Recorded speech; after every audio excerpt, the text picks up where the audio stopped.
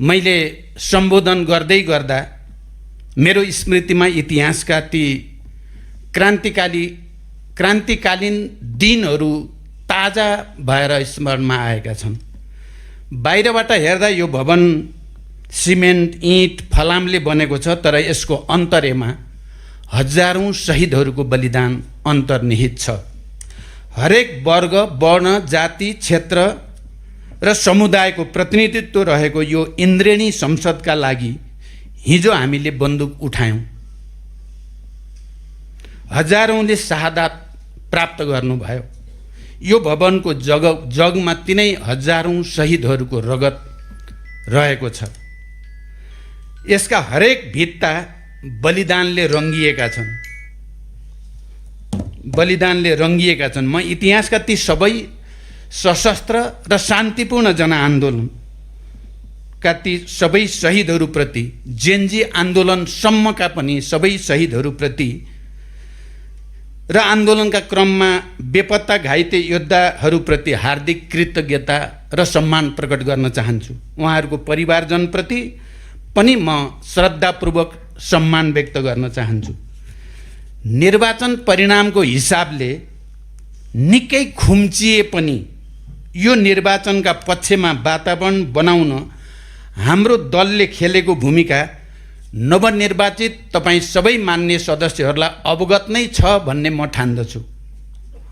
परिणामको दृष्टिले सानो ठुलो जेसुकै भए पनि सङ्घीय लोकतान्त्रिक गणतन्त्र अन्तर्गतको यो प्रतिनिधि सभामा महिला, दलित, आदिवासी, जनजाति, मधेसी, मुस्लिम, थारू, उपेक्षित, उत्पीडित समुदाय र वर्गको इन्द्रधनुषी प्रतिनिधित्व मेरो लागि पार्टीको विजयभन्दा महत्त्वपूर्ण छ र महत्त्वपूर्ण रहिरहनेछ। तपाईहरूमध्ये धेरै जसो नयाँ हुनुहुन्छ। आज जस्तो समावेशी र समानुपातिक व्यवस्था हिजो थिएन। प्रजातन्त्र आइसकेको भनिए पनि 48 सालको आम निर्वाचन पछिको संसदमा दलितको प्रतिनिधि जम्मा 1 जना मात्रको थियो। अहिले कति हुनुहुन्छ? 17 जना। 51 र 56 मा त संसदमा एउटै पनि दलित प्रतिनिधित्व थिएन। 48 सालको जम्मा 6 जना, 48 सालको संसदमा जम्मा 6 जना महिला हुनुहुन्थ्यो। 51 साल र 56 मा 12 जना। अहिले कति महिला हुनुहुन्छ? 96 जना, झन्डै 100 जना।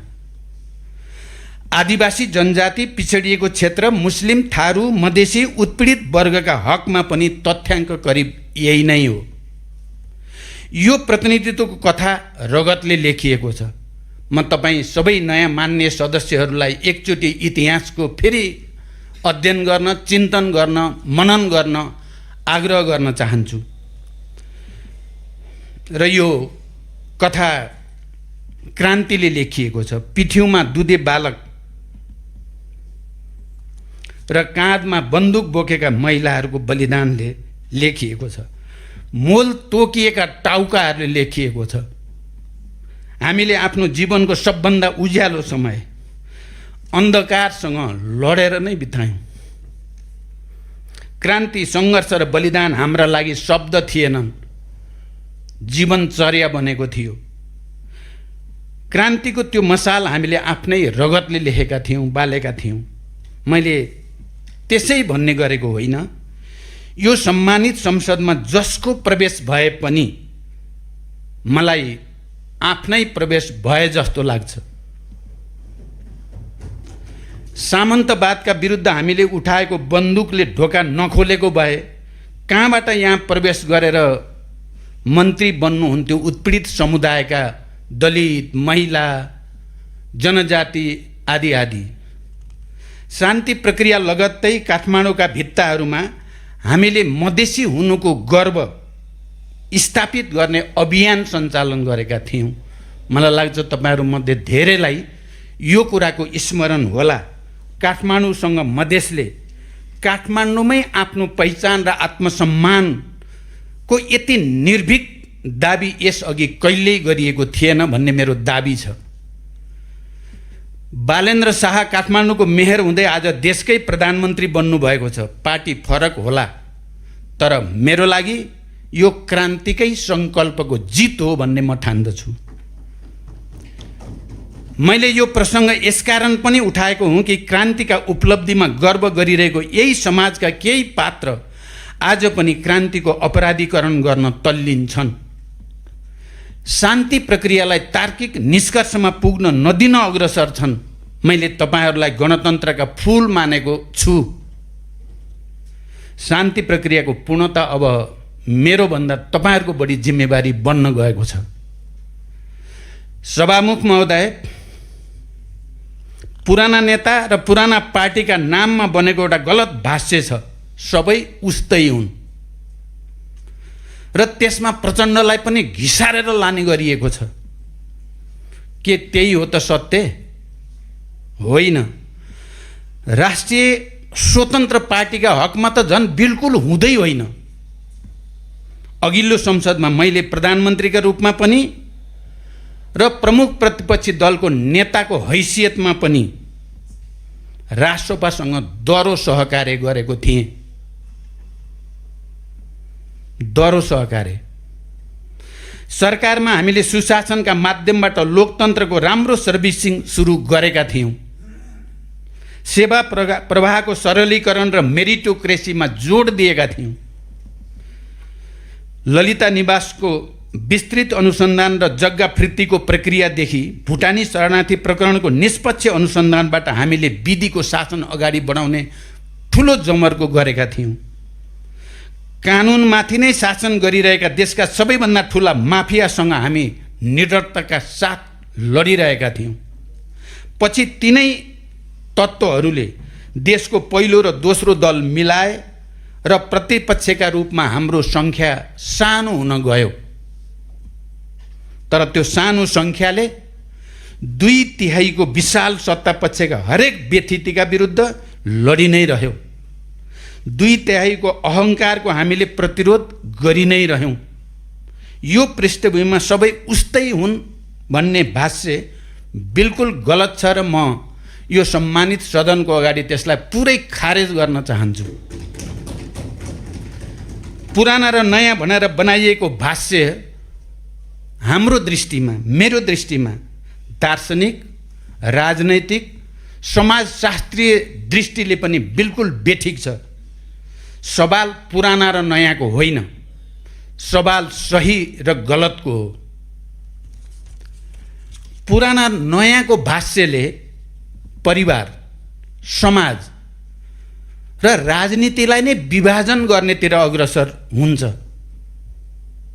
मानौ पुराना जति सबै राम्रा या नराम्रा, मानौ नयाँ जति सबै राम्रा या नराम्रा भनियो भने हर ठाउँमा विभाजनको आधार खडा हुन्छ। सही र गलतको बहस गर्न थालियो भने त्यसले त्यो बहसले एउटा नयाँ गति प्रदान गर्छ, रूपान्तरण सहितको नयाँ एकताको आधार खडा गर्छ। त्यसकारण म तपाईँ सबै मान्य सदस्यहरूलाई यो बहसको भाष्य बदलेर सही र गलतको बिचको बहसमा बदल्न विशेष आग्रह गर्न चाहन्छु। सभामुख महोदय, अब म सरकारका 1 महिनाका निर्णय र कार्यशैलीबारे केही आलोचनात्मक टिप्पणी गर्न चाहन्छु। 1. सरकारले संविधान संशोधनको लागि छलफल सुरु गर्न खोजेको हो भने 10 वर्षपछि संविधानको समीक्षा संविधानमै उल्लेख छ। तर प्रश्न हुनुपर्ने कुरा के छ भने कसका लागि संशोधन, केका लागि संशोधन, केमा संशोधन? हामी छलफलका लागि तयार छौँ, तर पारदर्शिताका साथ। संविधान संशोधन गरौँ, तर त्यो संशोधनले राष्ट्रिय एकता र राष्ट्रिय स्वाधीनता, नेपाली जनताको आत्मसम्मान र आत्मनिर्णयको अधिकार अझ मजबुत बनोस्। संविधान संशोधन गरौँ, तर त्यो संशोधनले लोकतन्त्रलाई अझ सुदृढ गरोस्। संविधान संशोधन गरौँ जसले सीमान्त वर्ग र क्षेत्रको प्रतिनिधित्व अझ विस्तारित होस्। संविधान संशोधन एकदमै संवेदनशील र गम्भीर विषय हो। यसमा हल्का ढङ्गले लिने गल्ती हामी कसैले पनि गर्नु हुँदैन। यसले ठुलो विवेक, संयम र छलफलको माग गर्दछ। कृपया यसलाई त्यही रूपमा आत्मसात गर्न म सरकारसँग र सबै मान्य सदस्यहरूसँग पनि हार्दिक आग्रह गर्दछु। 2 नीति तथा कार्यक्रममा जसरी दलित, महिला, जनजाति, मधेसी, थारू, उपेक्षित उत्पीडित वर्ग, समुदाय र क्षेत्रलाई उपेक्षा गरिएको छ, सरकारका पछिल्ला गतिविधि हेर्दा त्यो अस्वाभाविक जस्तो देखिन छोडेको छ।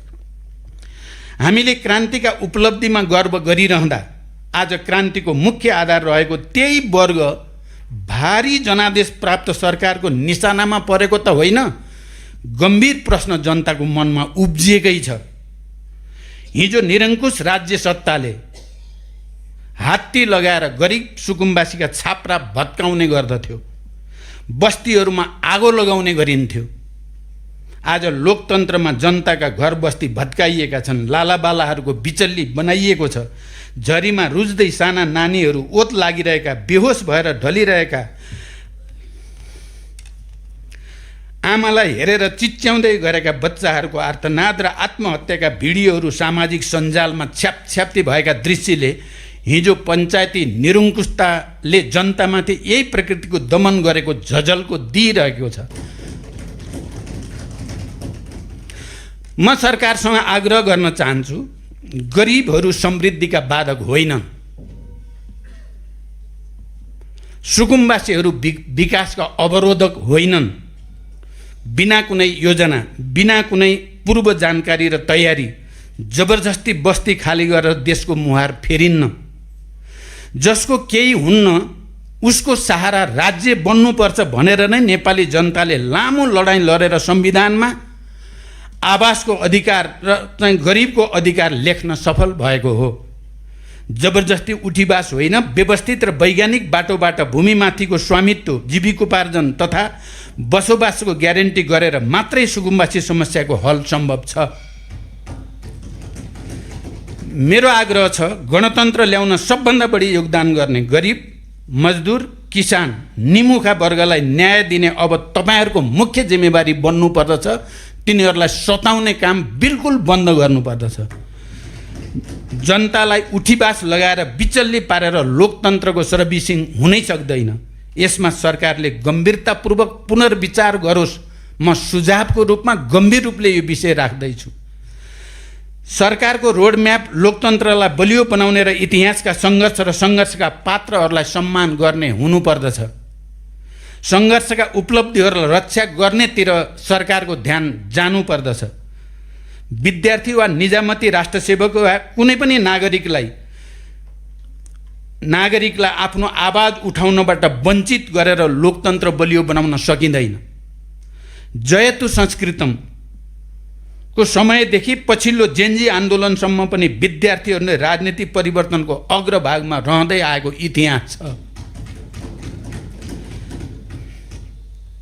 आज अस्तित्व नै नरहने किसिमले अब तिमीहरूको आवश्यकता छैन भन्यौ भने त्यो केवल विद्यार्थीहरूमाथि मात्रै अन्याय हुने छैन, बरु राजनीतिक इतिहासप्रतिको अपमान र अवमूल्यन हुन जानेछ।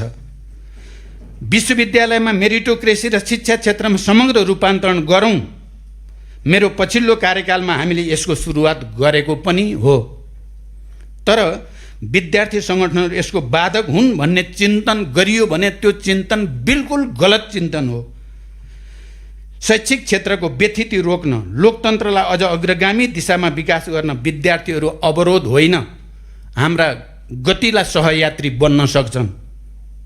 सुधार गर्नुपर्ने कुरा सुधार गरौँ, तर आवाज नै थुन्ने गरी कदम चाल्नु बिल्कुल स्वीकार्य हुन सक्दैन। नेपालको संविधान तथा संयुक्त राष्ट्रसङ्घको सदस्यका हैसियतले नेपालले गरेका विभिन्न अन्तर्राष्ट्रिय सम्झौताहरूले समेत सङ्गठित हुन पाउने अधिकारको रक्षा गरेको छ। श्रमिकहरूले आफ्नो हितको पैरवी गर्न पाउने व्यवस्थाका पक्षमा विश्वका कुनै पनि सरकारले छेकेबार लगाउने गरेका छैनन्। आधुनिक लोकतन्त्रको मुख्य आत्मा नै ट्रेड युनियनहरू हुन्। लोकतान्त्रिक मूल्यहरूको रक्षा र संविधानले परिकल्पना गरेको समाजवाद उन्मुख नेपाल निर्माणका लागि उनीहरूको भूमिका महत्त्वपूर्ण र अपरिहार्य छ। संसारभरिका क्रान्ति र परिवर्तनका इतिहासहरू श्रमिक आन्दोलनका गाथाले भरिएका छन्। म तपाईँ सबै युवा सांसदहरूलाई यसबारे गम्भीरतापूर्वक अध्ययन गर्न, चिन्तन गर्न र मनन गर्न अनुरोध गर्न चाहन्छु। तर लामो सङ्घर्षबाट प्राप्त अधिकार खोज्ने दिशामा अघि बढियो भने त्यो दुर्भाग्यपूर्ण हुन सक्छ। म अहिले योभन्दा बढी शब्द प्रयोग गर्न चाहन्न। लोकतन्त्रका संस्थाहरूलाई हामीले नष्ट गर्नेतिर होइन, निर्माण गर्नेतिर जोड गर्नुपर्छ, सुधार्ने र अझ सशक्त बनाउनेतिर जोड गर्नुपर्छ। यही नै लोकतन्त्रको सौन्दर्य पनि हो। विगतमा अभिव्यक्ति स्वतन्त्रताको पक्षमा उठेको आन्दोलनपछि बनेको सरकारले संविधान प्रदत्त पूर्ण प्रेस तथा अभिव्यक्ति स्वतन्त्रतामा सङ्कुचन गर्ने काम गर्न खोज्नु पनि विडम्बनापूर्ण हुनेछ। हिजो हामीले बोलेकै भरमा थुनिनुपर्ने परिस्थितिको विरोध गऱ्यौँ, तर आज हामी मिडिया संस्थाहरूलाई नियमन गर्ने, कमजोर गर्ने अभ्यास गर्दै त छैनौँ। गम्भीर प्रश्न मानिसहरूको मनमा उठ्न थालिसकेको छ। प्रश्नहरूबाट हामी भागेर होइन, प्रश्नहरूको सही जवाब दिएर मात्रै हामीले लोकतन्त्रलाई सुदृढ गर्न सक्छौँ। यसमा पनि हामी सबैको ध्यान गहिरो गरी जान जरुरी छ। मेरो आग्रह छ, सङ्ख्याको दम्बमा विधि मिच्ने काम नहोस्। तपाईँहरूलाई जनताले यति बेला विश्वास गरेका छन्, त्यो विश्वास विधि बलियो बनाउनेतर्फ लागोस्। आफैले बोलाएको संसद स्थगित गरेर जनप्रतिनिधिहरूलाई छलेर एकपछि अर्को अध्यादेश मार्फत शासन चलाउन खोज्नु लोकतन्त्रको भावना विपरीत छ भन्ने कुरा हामी सबैले महसुस गर्नै पर्दछ। जसरी प्रतिशोधको गन्ध आउने गरी धरपकड सुरु गर्नुभयो, सरकारको आलोचना गर्नेहरूलाई थुन्ने काम गर्नुभयो, यो लोकतान्त्रिक पद्धति र प्रणालीका लागि स्वीकार्य पनि हुन सक्दैन। यसमा पनि गम्भीर ध्यान जाओस् भन्न चाहन्छु। हिजो पुराना भनिएका दलहरू सबै उस्तै हुन्, सबै खतमै छन् भन्ने भाष्य निर्माण गरियो।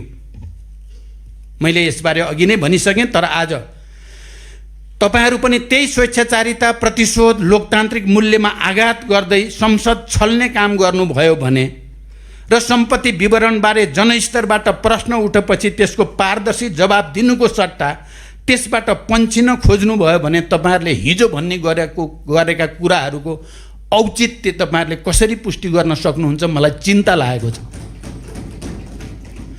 सीमा क्षेत्रमा आफ्नो दैनिक जोहो गर्न भारतीय भूमिबाट घरायसी प्रयोजनका लागि सामान ल्याउँदा समेत त्यो कार्य सरकारका लागि राजस्व छली हुन पुग्यो।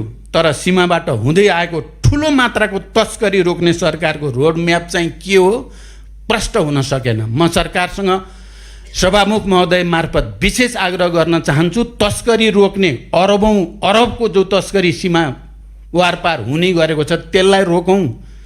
100 रुपियाँको सामान सिमानामा बस्ने गरिब मधेसीहरूले ल्याए भनेर त्यसलाई रोक्न खोज्नु र एउटा चित्र मैले देखेँ, 1 दर्जन केरा ल्याउँदा सुरक्षा प्रहरीले कर तिर्न पर्छ भनेपछि त्यो केरालाई लात्ताले हानेर फालेको दृश्य कम दर्दनाक छैन भन्ने कुरा पनि म भन्न चाहन्छु।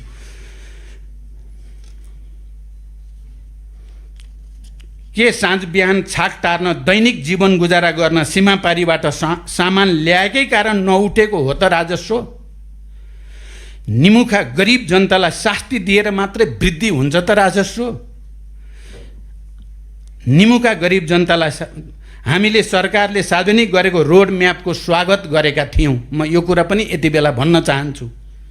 सुशासन, सामाजिक न्याय र आर्थिक समृद्धि बारे सरकारले विगतका असल अभ्यासहरूको निरन्तरता, नयाँ प्रयासहरू गर्न खोजेकामा हामीले बधाई पनि दिएका छौँ। तर सरकार गठन भएको 1 महिनामै सरकारको सबभन्दा ठुलो प्रहार गरिब निमुखा जनतामाथि हुन पुगेको छ। तपाईँहरूको नियतमाथि म अहिले शङ्का गर्दिनँ, तर परिणाम जे देखिएको छ, निमुखाहरू पहिलो प्रहारको निशाना बन्न गएका छन्। यसबारे गम्भीर रूपले विचार गर्न पनि म आग्रह गर्न चाहन्छु। आज प्रधान न्यायाधीश सिफारिस गर्दा विधि, प्रक्रिया, वरिष्ठता र योग्यतालाई भन्दा आफ्नो स्वार्थलाई महत्त्व दिइयो भन्ने संवेदनशील प्रश्न जनताको माझमा उठेको छ। पर्याप्त समझदारी र गृह कार्य नगरी गरिएको यो विषयमा सरकारले आफ्नो धारणा सुस्पष्ट रूपमा जनताको बीचमा राख्न सक्नुपर्दछ। म यसलाई पनि एउटा गम्भीर सुझावको रूपमा तपाईहरुको अगाडि राख्न चाहन्छु। सभामुख महोदय, सम्माननीय राष्ट्रपतिज्यूबाट सरकारको वार्षिक नीति तथा कार्यक्रम यस सम्मानित संसदमा प्रस्तुत भइ नै सकेको छ। तर जुन हतारोमा नीति तथा कार्यक्रम प्रस्तुत भएको छ र जुन परिपाटी अवलम्बन गरिएको छ, त्यसबाट नीति कार्यक्रम माथिको छलफल सधैँ एउटा कर्मकाण्ड जस्तो मात्रै हुने गरेको छ। मान्य सदस्यहरूलाई स्मरण नै होला, मैले आफ्नो पछिल्लो कार्यकालमा नीति तथा कार्यक्रममाथि समावेशी र पर्याप्त छलफल गर्ने विधि र परिपाटी सुरु गर्न थालेको थिएँ। नीति कार्यक्रम र बजेट कार्यतालिकामा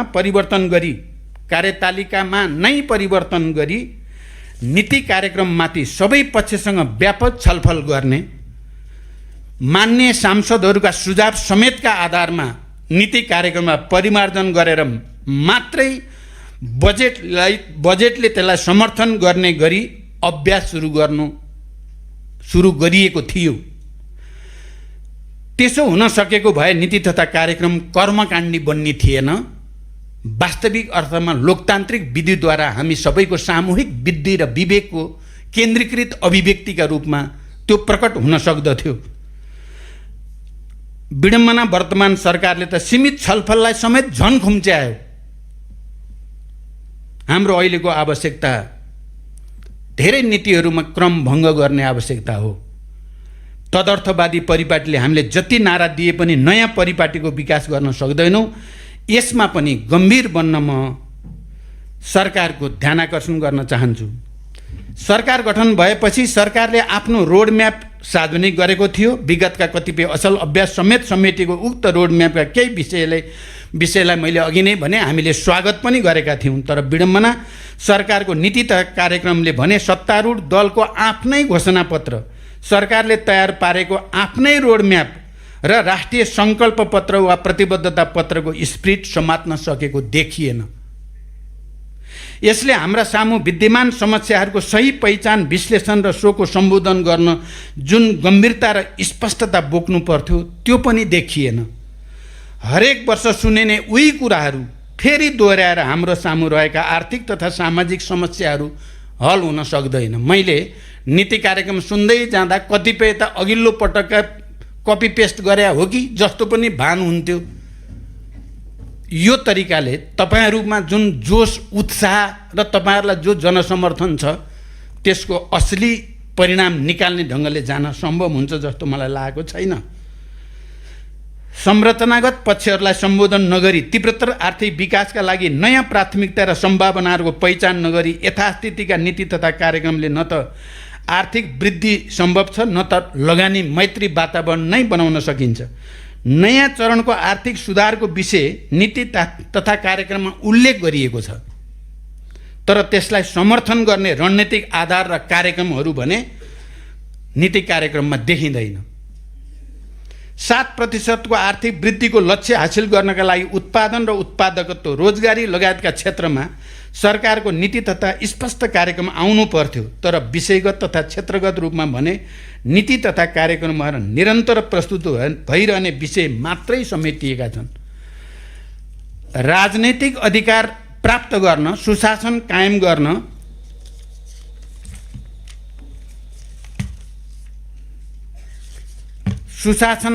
गर्न, र सामाजिक न्यायको स्थापनाको लागि सबभन्दा पहिलो शर्त भनेकै हाम्रो आर्थिक प्रणालीमा आमूल परिवर्तन हो। अहिलेकै आर्थिक प्रणालीले हाम्रा संरचनागत समस्या हल गर्न सक्दैन। यस दिशामा सरकारले पर्याप्त गृह कार्य गर्नु पर्थ्यो, तर त्यो अवसर अहिले गुमेको जस्तो महसुस हुन्छ। सरकार गठन भएपछि सत्तारूढ दलका सभापति तथा माननीय रवि लामिछानेले यसै रोस्टमबाट सम्पूर्ण दलित समुदायमाथि राज्यका तर्फबाट क्षमा माग्नुभयो। यो ठुलो कुरा थियो, तर त्यो क्षमा सरकारका नीति कार्यक्रममा चाहिँ कहीँ प्रकट भएको देखिएन। दलित समुदायका सवालमा सरकारका विगतका यथास्थितिवादी सरकारभन्दा पनि पछि परेको अनुभूत हुन्छ। नीति तथा कार्यक्रमले दलित समुदायका लागि विशेषाधिकारको नीति लागू गर्न अधिकार सम्पन्न दलित विकास प्राधिकरणको आवश्यकतालाई सम्बोधन गर्न सकेको छैन, न त दलित समुदायका रैथाने सिपको प्रवर्धन मार्फत उद्यमशीलता तथा अन्य विशिष्ट समस्याहरू सम्बोधन गर्ने कार्यक्रम नै समेट्न सकेको छ। विडम्बना भनौँ, जुन मधेसी जनताको सपनाहरूको जगमा यो सरकार बनेको छ, जुन मधेसी जनताले आफ्नै समुदायको व्यक्तिलाई प्रधानमन्त्री बनाउने अवसरको रूपमा लिए र मधेसी जनताको बारेमा सिंह लिए र अत्यधिक मत दिए, आज ती मधेसी जनताको बारेमा सिङ्गो नीति तथा कार्यक्रम मौन छ। एउटा मात्रै वाक्य छ, तराई मधेस क्षेत्रको सिँचाइमा सुधार गरिनेछ। यो बाहेक मधेसी जनताको सामाजिक, सांस्कृतिक तथा आर्थिक समृद्धि र पहिचानको विशिष्टतालाई सम्बोधन गर्ने कुनै पनि बुँदा नीति तथा कार्यक्रममा नहुनु मधेसले समग्र आर्थिक रूपान्तरण खोजेको छ, सामाजिक परिवर्तन खोजेको, सांस्कृतिक पहिचान खोजेको छ, तर सरकारको दस्तावेजमा सिङ्गो मधेस नै हराएको छ। यो त विडम्बना नै भन्नुपर्छ। मधेसी जनताका समस्या हराएका छन्, यो दुःखद छ।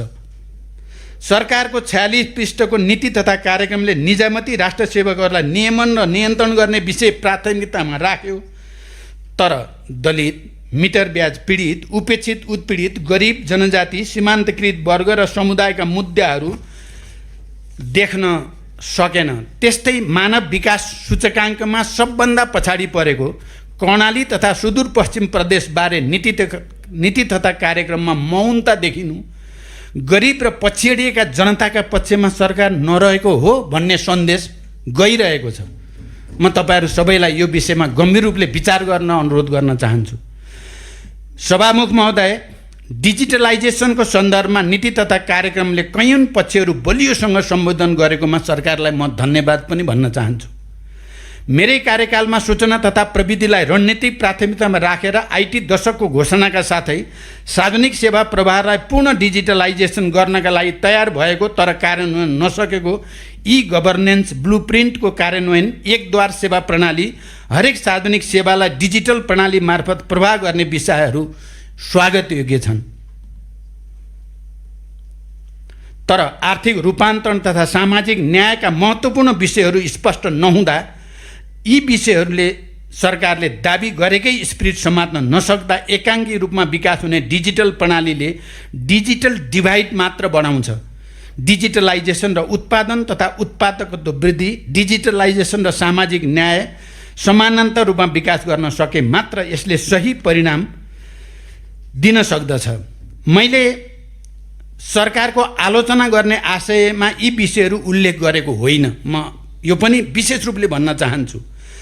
तर जनताको सरकारप्रति जुन अपेक्षा छ, धेरै ठुलो अपेक्षा छ तपाईहरूप्रति, त्यो अनुरूप नीति तथा कार्यक्रम आउनुको साटो मन्त्रालयका नियमित कार्यक्रमहरूको सार सङ्ग्रहका रूपमा यो प्रस्तुत भएकोमा मेरो चिन्ता हो। म यो विषयलाई गम्भीरतापूर्वक अध्ययन गर्न, विगतका नीति कार्यक्रमहरूको आलोकमा यसको तुलनात्मक अध्ययन गर्न र वर्तमान विशिष्टतामा जनताका आकाङ्क्षा सम्बोधन गर्ने गरी यसलाई परिमार्जन गर्न सबै मान्य सदस्यहरूलाई विशेष आग्रह गर्दछु। सभामुख महोदय, राजनैतिक यात्राको अत्यन्त उतार चढावपूर्ण हाम्रो अनुभवले, मेरो आफ्नै अनुभवले पनि भन्छ कि हार सहन जति कठिन छ, जित पचाउन त्योभन्दा कठिन हुन्छ। तपाईहरू जस्तै 64 सालमा धेरै मत ल्याएर भाँडोमा न भुइँमा भएको पार्टीको नेता मै हो। तपाईँहरू त्यस्तै हुनुहुन्छ कि भन्ने चिन्ता, त्यस्तो नभइदिए हुन्थ्यो भन्ने छ मलाई। हार सहन जति गाह्रो हुन्छ, जित पचाउन त्योभन्दा गाह्रो हुन्छ। यो संसदमा राष्ट्रसभासँग करिब 2/3 विशाल बहुमत छ। यो विशाल बहुमतलाई जनताको विशाल जिम्मेवारीका रूपमा ह्यान्डल गर्नुपर्दछ। यसलाई अहङ्कारको मलखात बन्न दिनु हुँदैन। नेकपाका रूपमा हामी यही संसदमा करिब तपाईहरुकै साइजमा 2/3 साइजमा थियौँ केही समय पहिले। जनताको त्यो विश्वास हामीले आफ्नै कमजोरीको कारण बचाउन सकेनौँ। इतिहास र अनुभवले साबित के गरेको छ त, सङ्ख्या भन्ने कहिल्यै स्थायी हुँदैन। ढुक्क हुनुहोस्, थाहै हुँदैन यो सङ्ख्या। र जनताको समर्थन पनि निशर्त हुँदैन, सशर्त हुन्छ। उनले सोचे जस्तो भएन भने भोलिपल्टै त्यो हामीबाट सिक्नुहोस्, इतिहासबाट सिक्नुहोस्। यो सम्मानित संसद लोकतन्त्रको आधार स्तम्भ मात्र होइन, नागरिक सम्प्रभुताको सबभन्दा ठुलो प्रयोग स्थल पनि हो। यहाँ निषेध, अपमान र प्रतिशोध होइन, सहमति, सहकार्य र आपसी विश्वासले प्राथमिकता पाउनु पर्दछ। हाम्रो भूराजनीतिक अवस्थितिले ठुलो विवेक र संयमको माग गर्दछ। संसदको मर्यादा, गरिमा र भूमिकालाई सुदृढ गरेर मात्रै हामीले अगाडि जान सक्दछौँ। हिजोको जे गतिविधि देखियो, अघि नै प्रमुख प्रतिपक्षी दलको नेताले जे कुरा राख्नुभयो, म त्यसलाई समर्थन गर्दै प्रधानमन्त्रीजीले केही निश्चित मर्यादा पालन नगर्ने हो भने संसदको गरिमा रहन सक्दैन। यसमा हामी सबैको ध्यान जाओस्। हामी सबैको भविष्य जोडिएको छ प्रधानमन्त्रीका कार्यशैलीमा।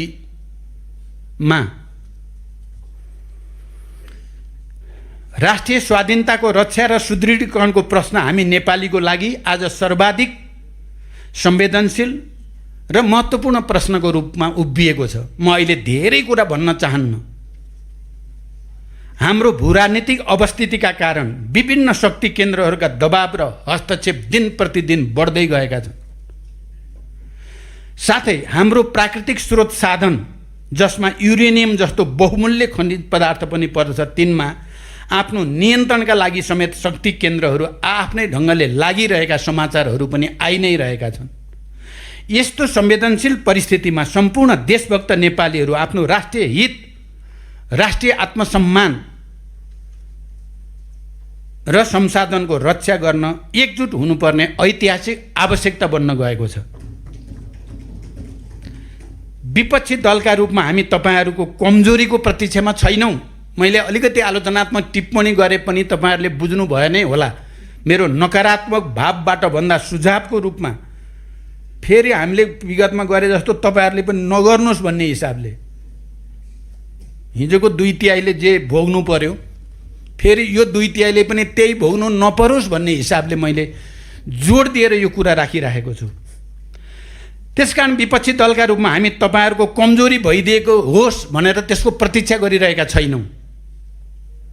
जनताले सुम्पेको जिम्मेवारी पुरा गर्नुहोस्। हाम्रो साथ समर्थन रहनेछ। राष्ट्र निर्माण सामूहिकताबाट मात्र सम्भव छ। सरकार र संसदका सबै सदस्यहरूलाई सफल कार्यकालको हार्दिक शुभकामना सहित म बिदा हुन्छु। धन्यवाद। अभिवादन।